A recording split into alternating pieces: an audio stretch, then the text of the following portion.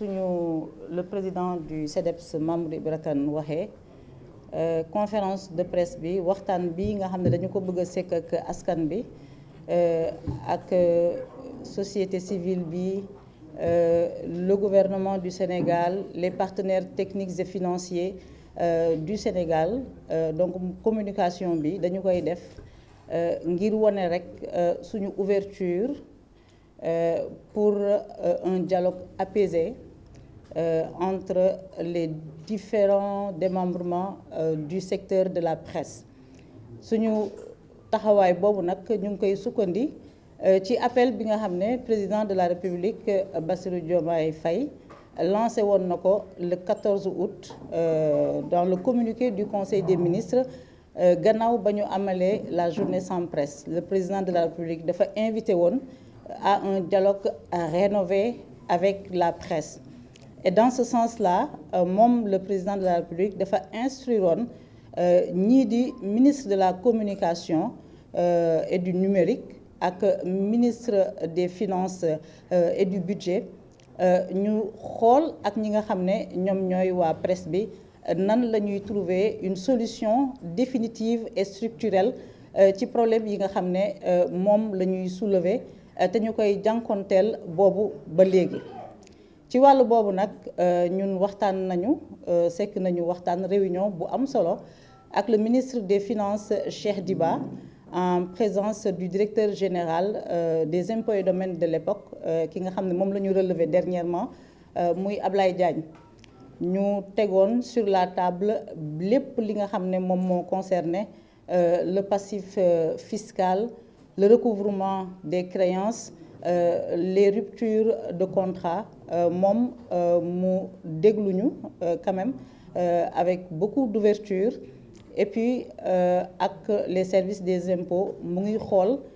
nan la ñuy régler situation boobule fan yële communiqué nañu ci mainlevée bi nga xam ne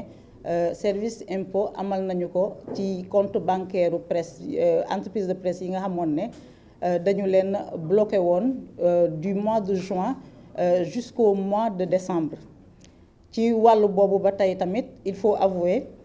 que porte yi nga xam ne dañu ko tëjaloon aux impôts et domaines tëjil nañu ko entreprise yu bari ku ci nekk dem nga waxtaan ak sa nu tudd ki nga xam ne moom moo yor sa wàllu dossier et puis il y a des avancées sur ce côté-là côté bi nga xam ne amuñu ci benn avancée moom mooy côté ministère de la communication et du numérique bi nga xam ne moom mooy suñu tutelle technique et administrative ba président woote la rencontre qu'on a eue avec lui c'était avant l'appel du président ou après? Oui, c'était après. C'était après. C'était le 17 juillet. Le 17 juillet. Oui, 2024. L'appel du président c'était le 14 août. Le 14 août. Oui. Donc dañ ko rencontré avant l'appel du président. Oui, dañ ko rencontré avant. Voilà. On a pu le 14 juillet, je pense. Le 17 juillet rencontrer ki nga xam ne moom mooy ministre de la communication. Premier contact boobu nag soumettre nañu ko lépp loo xam ne doléance la ak jafe-jafe te presse bi di ko dund. Il y a eu un relevé de décision mais il faut dire que relevé de décision boobu matérialisation topp ci ba président de la République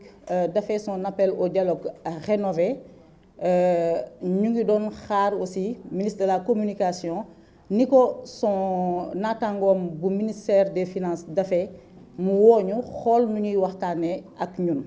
boobaak léegi nag les relations entre le ministère et le secteur de la presse sont extrêmement difficiles. S'il y a quelqu'un qui a de l'eau, mu may ma de l'eau. De l'eau.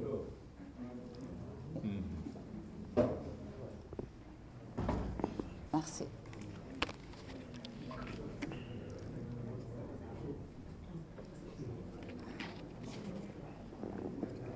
Merci. Donc actuellement relation yi ci statu quo la nekk pendant que ñun à longueur de conférence de presse ñu ngi invité le ministère à un dialogue à des concertations li ñu noté mooy le ministère de la communication moom mu ngi dérouler sa feuille de route moom nag comme que dafay xaar ñun ñu bind ko laaj ko demande d'audience, puisque le ministre tient à ce formalisme à la française là, apparemment ils ne sont pas de l'école anglo-saxonne, dinañu ko bind adressé ko une demande d'audience. Le ministère semble dire que le CDEPS n'a jamais mosu ko adressé une demande d'audience. Et si je me souviens, on a décidé lors d'une réunion que ce serait la deuxième demande d'audience bu ñu ko adressé et qui est restée sans suite. Vous me confirmez? Oui, voilà. Donc Mamoudou Ibra Kane nee na confirmé na ne am na ñaari demande d'audience yu ñu ko adressé qui sont restées sans suite. Léegi nag comme moom il veut vraiment que ñu jaar ci li nga xam ne moom mooy le rituel administratif, dinañu ko adressé waat une demande d'audience, dinañu sacrifier waat à ce formalisme là administratif et puis toog di ko déglu. Mais en attendant, la situation des entreprises de presse dafa nekk di détériorer wu de jour en jour. Dafa am lu ñu njëkk a faagaagal mu nekkoon la pandémie de la Covid-19. ba ñu jógee ci pandémie Covid-19 entreprise yu bari dañu koo yëg, ñi nga xam ne dañ daan ñëw di indi publicité ci ñun sax ñoom tamit dañu koo yëg ba dañoo wàññi li nga xam ne moom mooy seen assiette publicitaire. Ñuy jéem a jóg ak daanu ñu ngi duggaat ci crise politique. 2024 une alternance démocratique, une troisième alternance démocratique, mais on s'attendait quand même comme ni mu tàmm di amee que Sénégal bu changement amee, même quand c'est dans le cadre d'un régime dans la continuité, daanaka di nga toog 3-6 mois affaire yi dina tagga témbee yu bari day taxaw en attendant ñu former waat gouvernement, changement yi ñu def ko. Donc bi ñu ñëwee 2024 affaire yi demee noonu, on s'est dit que c'est une situation passagère dina jàll, mais aujourd'hui situation boobu dafa nekk di persister. Li nga xam ne moom moo am ba am mooy tey entreprise de presse yu yëpp presque au Sénégal, en tout cas bu fekkee ne am na ñoo xam ne ñu ngi ciy génn, xam naa ne motuñu ñaar mbaa ñett entreprise de presse yu bari au Sénégal dañoo am ay jafe-jafe. Jafe-jafe yooyu bokk na li ko indi, et je vais pas trop m'épancher là-dessus parce que on va se répéter. Bokk na ci li ko indi ni ñu dagg contrat yi, li ñu geler paiement yi. Ensuite li ñu bannir la presse privée ci wàllu publicité, et loolu léegi dafa nekk une réalité bu leer nañ, c'est-à-dire la presse privée, structure gouvernementale yi nga xam ne ñoo ngi fi. Man de depuis 10 mois benn structure gouvernementale moo mos a def pub ci man et je pense que def na tuuti ci def na aussi ci yeneen entreprise de presse yi du ñu gis publicité et dañ ñu bannir. Bannissement boobu dafa dem sax ba, je donne un exemple, nu mu tudd, il y a les partenaires financiers et techniques du Sénégal qui accompagnent la DER dans sa communication et la vulgarisation de ses actions. Mu am un fonds boo xam ne la BIT ak l'AFD, Agence française de développement, ñoom ñoo ko dégagé pour assurer la partie communication, parce que dañoo jàpp ne DER pour mu réussir sa mission, communication bi war na jàll ñu gën a xamale li nga xam ne moom mooy DER. Ba ñuy lancer programme boobu sous la supervision des partenaires techniques et financiers, dañoo def appel d'offres. Ñu war a retenir 5 télévisions pour que ñu compétir. Plusieurs télévisions disons, mais il devait en retenir 5. Mu am 5 télévisions yoo xam ne dañu leen tàmm par avis d'appel d'offres. Ñu exécuter la première phase du programme 2023-2024. ñu reconduiraat ñu war a exécuter, parce que programme bi c'est sur 5 ans, ñu war a exécuter la deuxième phase 2024-2025. ñu commencé exécuter ba mois de juin, dañoo jékki-jékki parce que à chaque fois bu ñu amee couverture dañ lay yónnee couverture bi. Chaque couverture elle est payante selon mu nekk publi reportage de 3 minutes mbaa 5 minutes, wala mu nekk un document nu mu tudd un document audiovisuel de 30 minutes. Donc dafa am tarification. donc couverture bu ñu def dans ce cadre là nga xam ne wàllu communication la dañuy fay par exemple pour le bon tey je ne me sens pas bien moo tax dinaa naan pour le cas de cette TV peut-être que les autres ne sont pas à l'aise pour en parler moi je vais en parler pour le cas de cette TV depuis le mois de juin juillet ñun gisatuñu couverture alors je me suis inquiétée ma ne est-ce que du ñun ñoo deful suñu warugal j'interroge le commercial ñu ne ma ah ñoom kat joxatuñu couverture ma woote foofu ñu ne ma non du dara c'est juste que bu activité amee dañuy jox la liste des entreprises des télé yi ñuy woo ma ne ko mais vous ne nous appelez plus par la suite dans les investigations que j'ai faites j'ai compris que dañoo jox ordre à la cellule de la communication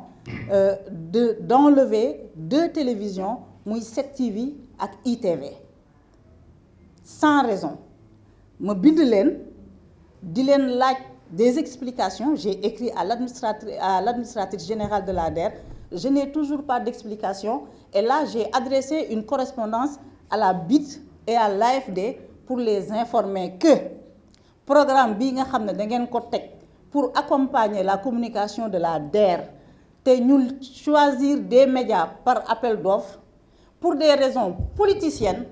on a décidé d'exclure certaines télévisions de ce programme-là parce que c'est pas l'argent de l'État du Sénégal c'est l'argent des bailleurs donc loolu juste pour wane ne dafa am un bannissement man nag j'aurais pu comprendre les gens ils viennent au pouvoir c'est difficile l'environnement économique est difficile mën naa comprendre loolu mën naa comprendre que publicité yeeg convention yi que même paiement yi tardé mais li ma mënul comprendre mooy mu mel ni dafa am un mot d'ordre un bannissement képp ku ci juum sax ba woo la ne la damaa bëgg telle activité nga couvriral ma ko dal na ma ci foire bi passé da ngay jékkee-jékkee rek waa ji annulé lan moo waral loolu et léegi nag le problème que ça pose mooy entreprise de presse au Sénégal nga xam ne le marché est très limité ñu partager marché bi entre le privé et l'État du Sénégal l'État qui apporte presque 70% des recettes publicitaires bu loolu bloqué entreprise privée yi nga xam ne tamit ñoom aussi ñu ngi ci ay jafe-jafe ci ay difficultés de trésorerie ñooñu tamit bu ñu wàññee seen publicité vous imaginez que les tensions de trésorerie se feront très persistantes et loolu mën na indi fu mu nekk nii bu ñu ko bañ mën na indi entreprise de presse yi charge yi nga xam ne dañ ci daan faire face presque ñu bari mënatuñu ko mën nañu dem ba assister au Sénégal à la fermeture de grandes entreprises de presse parce que mënatuñu parce que amatuñu recette mën nañu dem ba gis et puis gis nañ ko sax une série de licenciements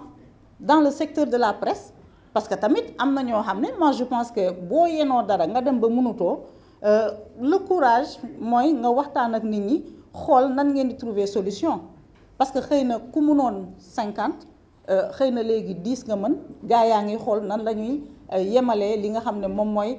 seen bëgg-bëgg yi ci fukk yi nga xam ne moom la ñuy dese. J'estime que le gouvernement bi nga xam ne dafa bëgg a promouvoir l'emploi le gouvernement bi nga xam ne dafa bëgg a promouvoir li nga xam ne moom mooy le secteur privé warul toog di seetaan des entreprises de presse di tëj benn par benn te loolu kenn mënu ko justifier comme seen justification politicienne yooyu ñuy joxe dañoo entreprise de presse yi dañoo am problème parce que recettes ya ñu daan am dañoo bloqué lépp fayuñu la dagg nañu contrat bi amatuloo publicité donc li nga xam ne da nga ko engagé comme dépense ci 2024 mënatuloo ko honorer ñenn ñi banque yaa ngi ci seen ginnaaw créancier yaa ngi ci seen ginnaaw loolu mooy dëgg bi donc man dama jàpp ne le président de la République c'est un homme de très bonne foi en tout cas loolu laa ko xamee woon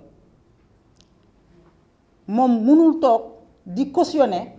ñuy tëj ay entreprise de presse di tëj ndax une situation économique précaire loolu moo tax ñu décider encore une fois wax ngir moom mu dégguñu ndaxte moom mooy kilifa ñëpp mooy kilifa ministère de la communication moom mooy suñu kilifa donc moom la ñuy waxal la situation est difficile boole ci FADP bii nga xam ne dañ ko daan joxe au mois de décembre gis ngeen dañu koo bloqué sans raison te amul dara lu war a justifier parce que c'est un fonds boo xam ne c'est voté c'est prévu c'est programmé dans le budget les plus téméraires dañuy dem ba ne y a une mise à mort programmée des médias man tey nag je vais être très positive dama leen di may le bénéfice du doute du ma leen accuser de vouloir lancer un programme de mise à mort des médias dama naan rek dafa metti ci ñoom ñun tamit il faut ñu yëg safaay bi mais nañu xoolaat mbir yi fañ daan jëlee recette amatuñu ko ci kanam ñu bari ce sont beaucoup d'emplois le secteur de la presse c'est minimum 15 000 emplois ce sont 15 000 emplois directs bokkul ak emplois indirects yi ce sont des milliers d'emplois qui vont être perdus donc ça interpelle tout le monde xamu nu ma koy waxee ci wolof voilà ñépp la war a soxal yéen les reporters le personnel le patronat ak ñi nga xam ne wàllu presse ni muy saytoo démocratie daf leen intéressé mais dafa war a intéresser au premier chef le gouvernement du Sénégal au premier chef le président de la République Bassirou Diomaye Faye tey moom la ñu jagleel suñu appel et puis bu la xale tooñee da nga koy boole kilifaam léegi dañuy boole ki nga xam ne moom mooy ministre de la communication Aliou Sall dañ koy boole kilifaam dañoo bëgg a xamal président de la République ne ñun CDEPS taxawuñu ci tànku wut crise taxawuñu ci tànk wut mbiicoo mballoo ci réew mi parce que temps bi ñuy passé nii mënoon nañu ko passer à travailler et à chercher des solutions pour nos entreprises les réunions que l'on fait démarches yi ñuy def yépp dañoo nekk benn say di ko def parce que dañu nekk di jànkonteel ak une situation de crise économique aiguë donc ku ko wax ne ñii dañoo am agenda lii la ñu bëgg loolu amul damay yëkkati suñu baat et je peux le dire au nom de tous les membres du CDEPS muy benn